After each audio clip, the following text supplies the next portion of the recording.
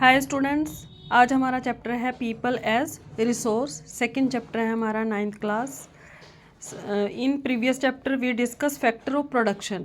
पालमपुर की स्टोरी में हमने पढ़ा था फैक्टर ऑफ प्रोडक्शन कौन कौन से होते हैं। फैक्टर ऑफ प्रोडक्शन जैसे लैंड हो गया, लेबर हो गया, कैपिटल हो गया और ह्यूमन कैपिटल हो गया। तो जो हमारा फोर्थ टॉपिक है ह्यूमन कैपिटल, वो इस चैप्टर से हमारा पूरा रिलेट करता है। यानी ह्यूमन जो होता है, आदमी सबसे बड़ा क्या होता है, कैपिटल होता है कंट्री के लिए।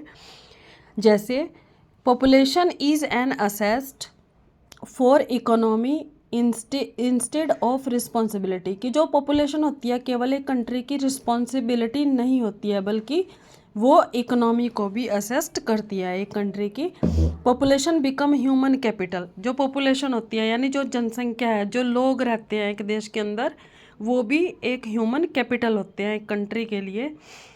We made human resources by education, training और हेल्थ, यानी हम आदमी को कैसे एक रिसोर्स की तरह अपने देश के लिए बना सकते हैं अगर हम उनको अच्छी एजुकेशन देंगे, ट्रेनिंग देंगे और वो हेल्दी होंगे, यानी उनकी हेल्थ अच्छी होगी तभी कोई व्यक्ति काम कर पाएगा।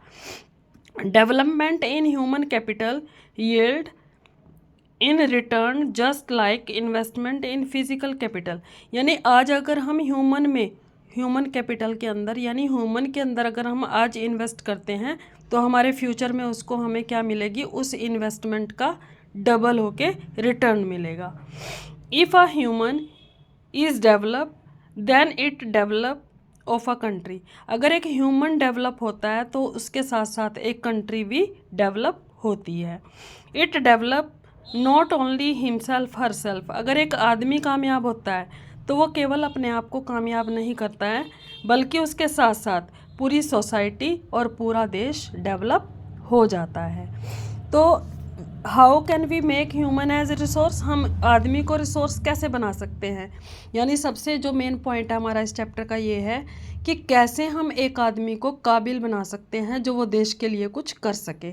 तो वो आदमी कैसे बनेगा एक resource, by education, by health, by skills and trainings. तो इस चैप्टर में बेटा हम जो ह्यूमन रिसोर्स के बारे में पढ़ रहे हैं, नेक्स्ट जो है वो क्लास में डिस्कस करेंगे। Okay students.